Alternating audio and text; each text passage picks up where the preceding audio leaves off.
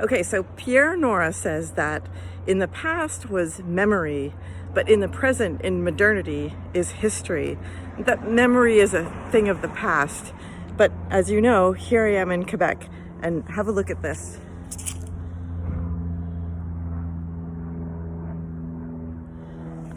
Je me souviens means I remember, I will remember, I do remember. And so what exactly is it that people in Quebec are supposed to remember? And it's interesting to think about license plates as an expression of provincial identity. I mean, what's on our license plate? What's on other provinces' license plates? And how does this one, Je Me Souviens, how does this one compare to other provinces? Anyway, so I talked to a couple Quebecers on the street and asked them, what is it that they're supposed to be remembering? So your license plate says Je Me Souviens? Yes. So what is it that you're remembering? I guess they're remembering the past and the future. What about the past is important to remember? Well, that's a French-English thing. Can you explain what you think it is? Or what it is for you? Just a French-English thing that they want us to, the French people, to remember, I guess, what they went through. Yeah, like in relationship to what specifically that is important that we remember. Maybe so that you don't get stepped on. Unity, the strength for the future. Yeah. So the French were stepped on? Oh, I don't know all that history. Yeah. You know? But this idea of being Today stepped is on. now, you can't live in the past. But you know, but it's interesting to me because the license plates say Je Me Souviens. yeah. So Before it used to say Belle Province. yeah, that's right. Nice province, but then, you know. It was changed. Yeah. Do you like that sentiment, Je Me Souviens? Like, is that important to you? Oh, it doesn't matter to me. Doesn't matter to you. No. Yeah. Okay. Okay. Is it okay if I take a video? Of course. Yeah, yeah. So, Je Me Souviens on the license plate. What is it? What is it you're supposed to remember? Do you know? I don't remember. And I remember that I've learned it, but I don't remember. I'm sorry. It's okay. Okay, so Je Me Souviens. What is it you're remembering? Oh, wasn't it the Battle of something? It's a war thing, isn't it? I don't Is it know. not? You tell me. You're the Quebecer. Oh.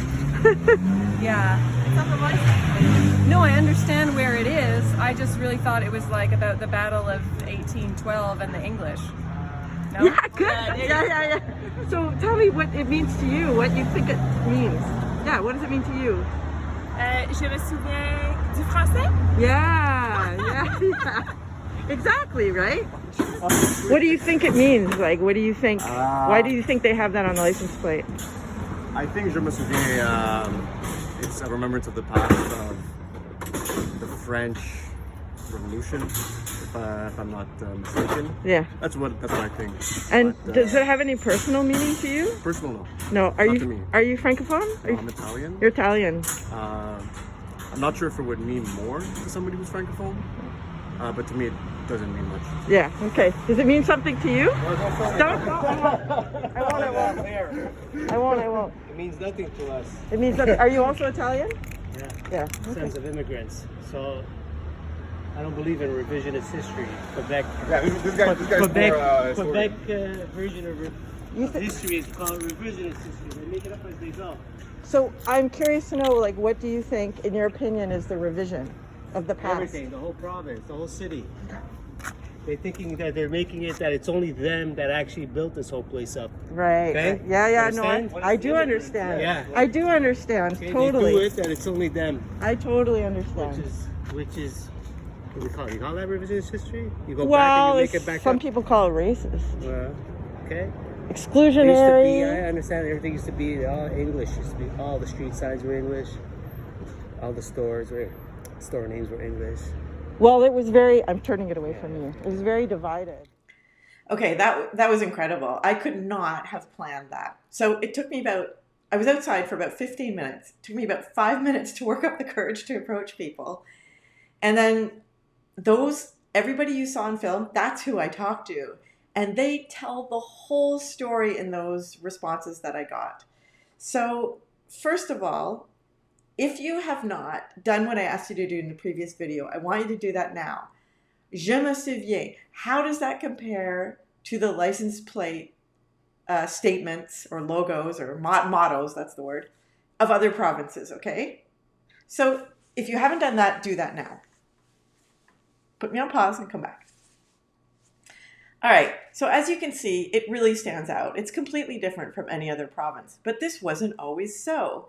So as the first guy said, up until 1978, the motto was La Belle Provence. Fits in perfectly with the other provinces' mottos, right?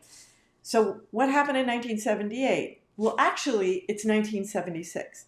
In 1976, the Parti Québécois wins.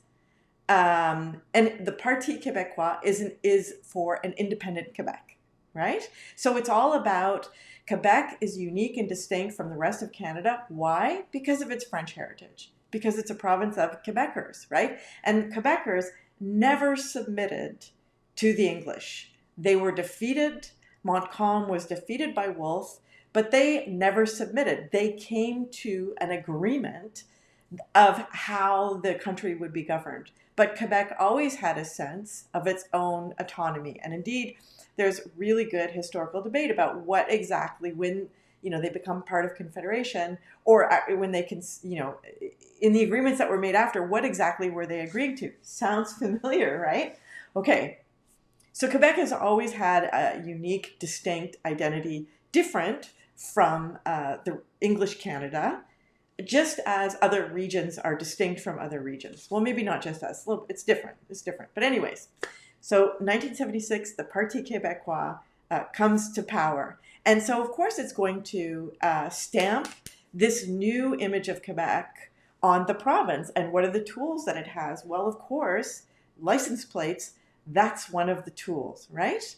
So this is a really good example of creating a public identity, right?